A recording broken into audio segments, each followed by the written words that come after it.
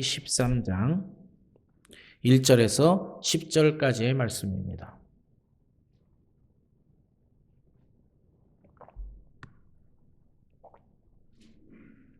네, 제가 봉독하여 올려드리겠습니다. 여호와께서 모세에게 이르시되 이스라엘 자손 중에서 사람이나 짐승을 막론하고 태어나서 처음 난 모든 것은 다 거룩히 구별하여 내게 돌리라.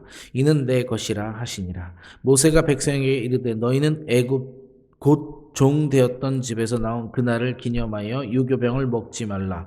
여호와께서 그 손의 권능으로 너희를 그곳에서 인도해 내셨습니다. 아비볼 이날에 너희가 나왔으니 여호와께서 너를 인도하여 가나안 사람과 헷 사람과 아모리 사람과 히윗 사람과 여부스 사람의 땅 곧 내게 주려고 내 조상들에게 맹세하신 바 적과 꿀이 흐르는 땅에 이르게 하시거든. 너는 이 달에 이 예식을 지켜 이래 동안 무교병을 먹고 일곱째 날에는 여호와께 절기를 지키라. 이래 동안에는 무교병을 먹고 유교병을 내게 보이지 아니하게 하며 내 땅에서 누룩을 내게 보이지 아니하게 하라.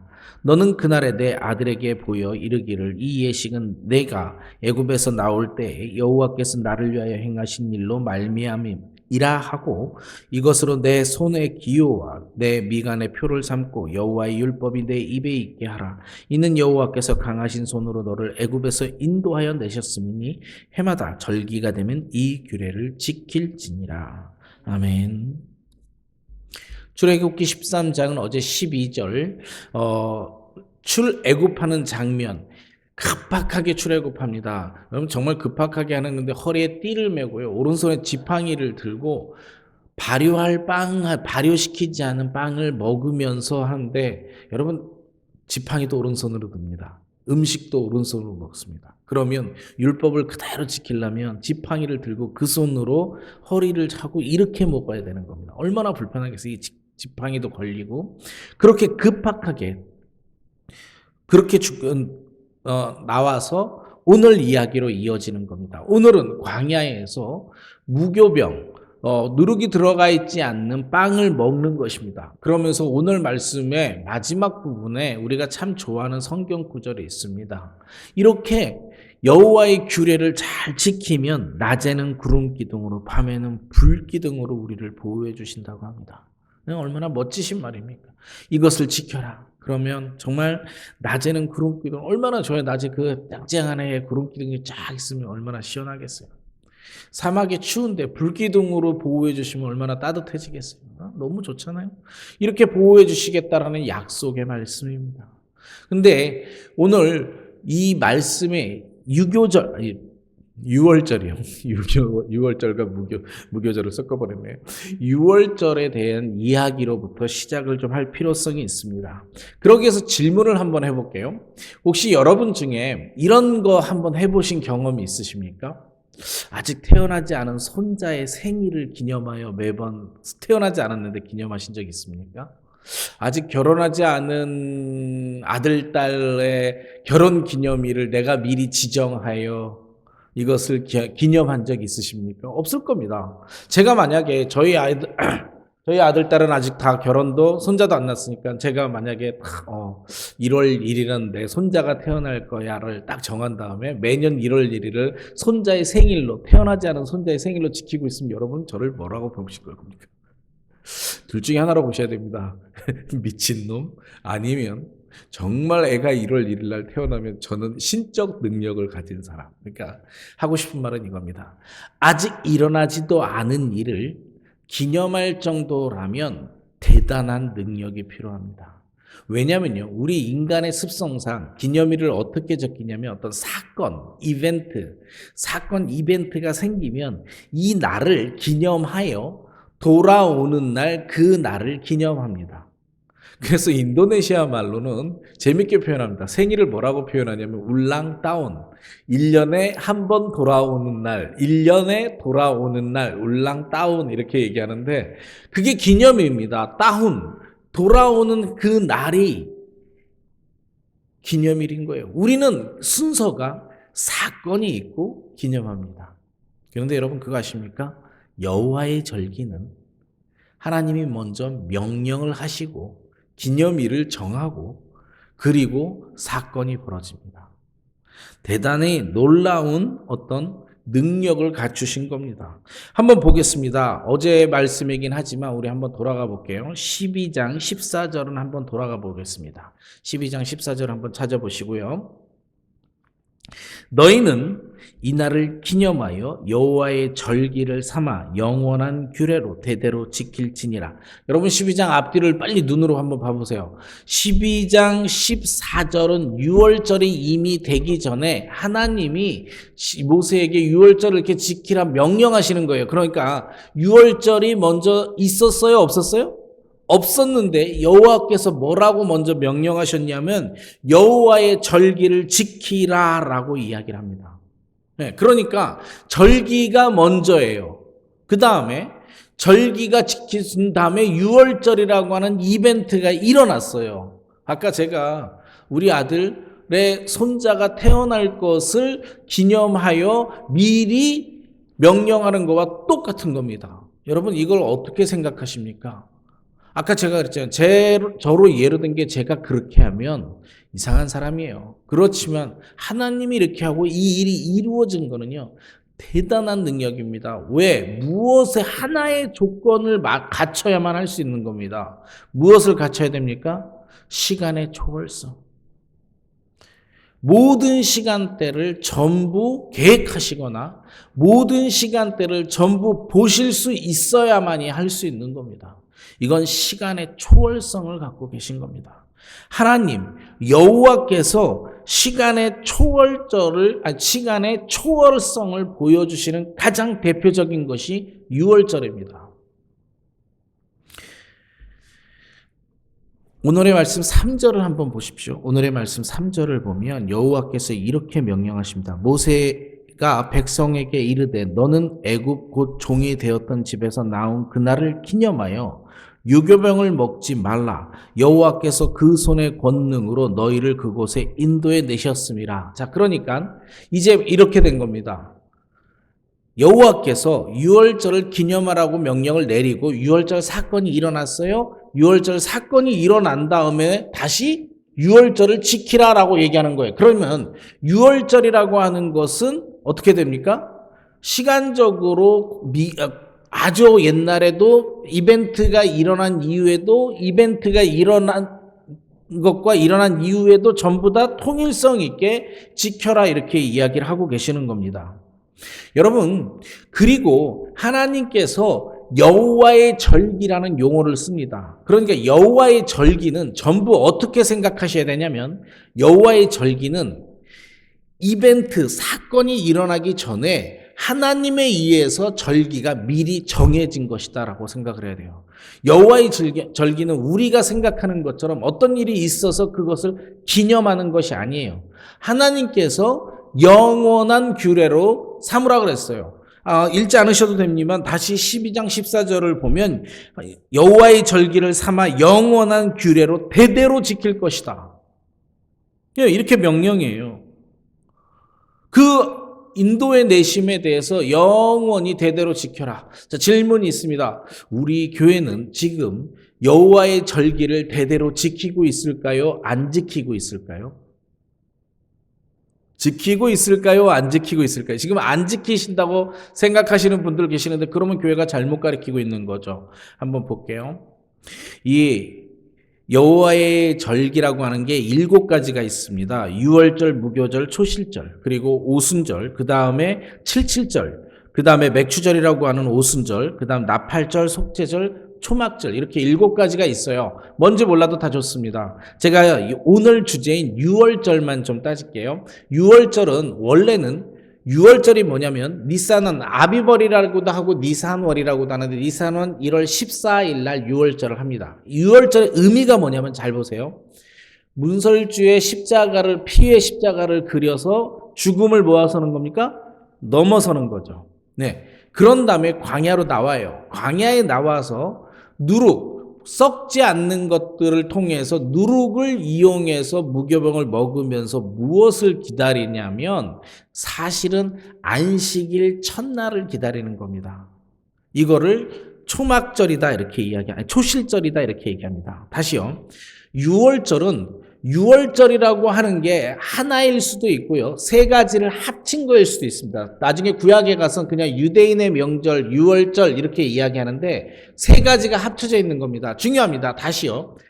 유월절이라고 하나로 얘기할 수도 있어요. 유교절, 무교절, 초실절 이렇게 얘기할 수도 있어요. 이걸 다 합쳐서 유교절이라기도 하고 유교절이라고 해도 이걸 그냥 무교절 이렇게 이야기도 합니다. 유월절, 무교절 이렇게 얘기하기도 합니다. 섞어서 막 얘기해요. 지금 제가 섞어서 얘기하는 건 성경에도 섞어서 이야기합니다. 그런데 다시요. 유월절의 의미가 뭐냐면 죽음을 넘어서는 겁니다. 무교절의 의미가 뭡니까? 광야에서 부패하지 않고 거룩한 모습으로 살아가면서 무엇을 기다리냐면 초실절을 기다립니다. 여러분, 초실절은 뭡니까? 열매를 맺는 건데요. 예수 그리스도의 부활을 통해서 우리가 열매를 맺어지는 겁니다. 그러니까 전부 무엇에 맞춰져 있냐면 예수 그리스도에 맞춰져 있는 겁니다. 유월절, 죽음에서 넘어서는 것, 그 다음에 무교절, 뭐예요? 예수님께서 무덤에 있던 기간을 이야기합니다. 초실절이요. 무교절이 7일 동안 진행되는데 7일 동안 안식일이 첫날이 있을 수 있고 둘째 날이 있을 수 있고 셋째 날이 있을 수 있잖아요. 안식일 다음 날이 초실절입니다. 예수님께서 돌아가신 날이 유월절에 돌아가십니다. 유월절에 돌아가셨으니까 유월절 다음 날부터 무슨 시간이 됩니까? 무교절이 되죠. 그리고 예수님께서 안식일 다음 날 부활하세요. 초실절에 부활하십니다. 지금 하나님께서 여호와께서 유월절, 이 무교절 유월절을 대대로 지켜라라고 명령하신 것은 신약 시대에 와서 예수 그리스도를 나의 구원자로 고백해서 그분이 죽으심으로써 내가 영원히 죽을 내가 죽음을 넘어서는 자로 성화되어지는 무교절과 그분이 부활과 함께 나의 부활을 믿는 영원한 부활을 믿는 것, 이것을 기념하는 것이 지금의 영원한 규례의 유월절입니다. 여러분, 유월절 다시 한번 볼게요. 12절 14절에 하나님께서 여호와께서 뭐라고 명령하면 너희는 이 날을 기념하여 여호와의 절기를 삼아 영원한 규례로 대대로 지켜라라 그랬어요. 지키는데 우리는 유월절을 안 지키는 이유는 뭐냐? 신약 시대 때 와서요. 유대인들이 이 유월절을 뭘로 바꿔버리냐면 기념일로만 바꿔요. 정신은 빼먹어버리고 하나님의 명령은 빼먹어버리고 기념으로 바꿔요. 그래서 요한 사도가 여호와의 절기라고 구약에는 여호와의 절기로 나옵니다.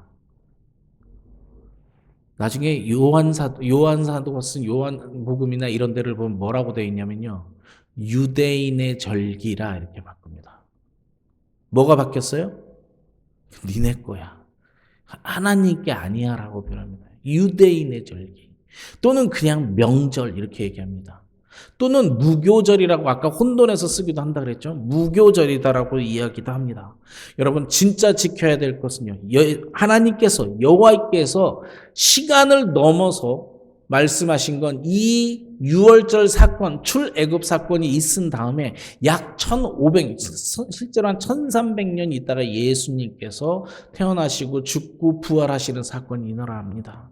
시간의 초월성은 단지 며칠 차이의 시간의 초월성이 아니고 1500년 그리고 그 이후로 2000년, 3500년이 지난 지금까지도 이것은 초월해서 우리가 믿어야 되고 기념해야 되는 것입니다.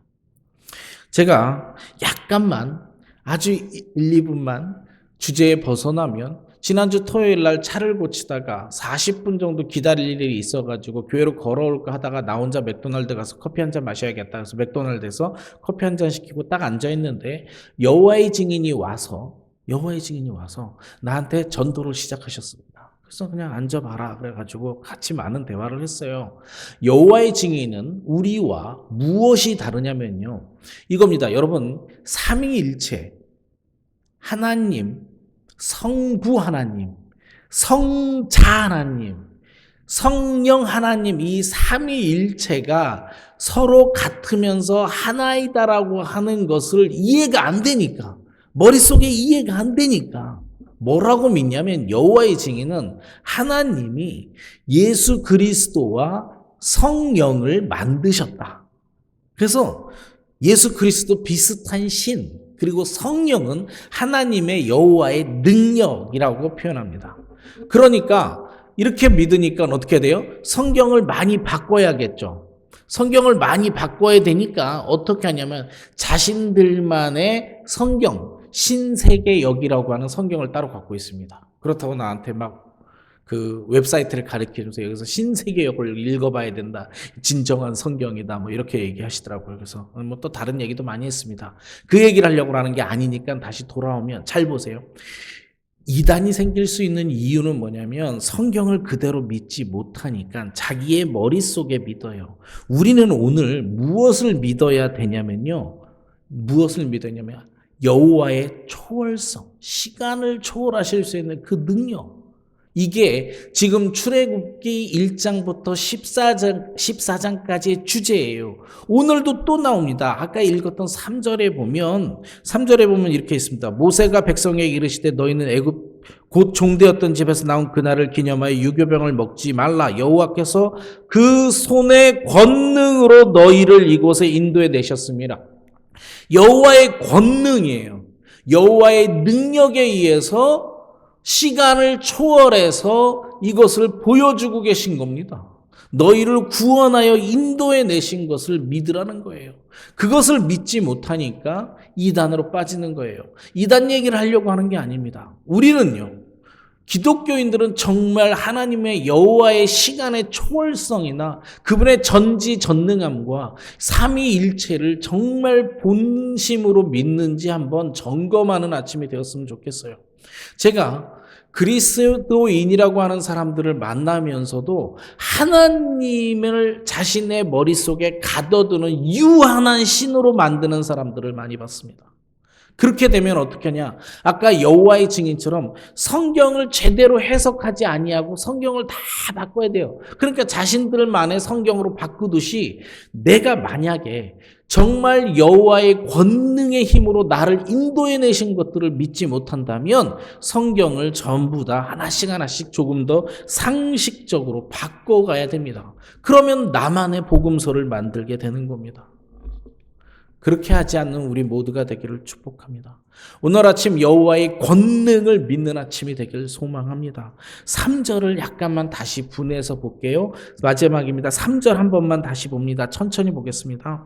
제가 3절을 이렇게 읽었으면 좋겠습니다. 저의 바람입니다. 3절 모세가 백성에게 이르시되, 이거는요 신학시대 때 이렇게 옵니다. 예수 그리스도께서 우리에게 말씀하시되 너희는 애굽 곧 종되었던 집에서 나온 그날을 기념하여, 예수님께서 이렇게 얘기합니다. 너희는 사탄에게 종되었던 것, 세상의 욕망대로 살았던 것, 나의 욕망대로 살고 이 세상을 죄악으로 물들었던 너희들의 죄악으로부터 내가 너희를 영원히 살리기 위해서 내가 죽임을 당하고 부활했던 그것을 기념하여 유교병을 먹지 말라. 거룩하게 살아라.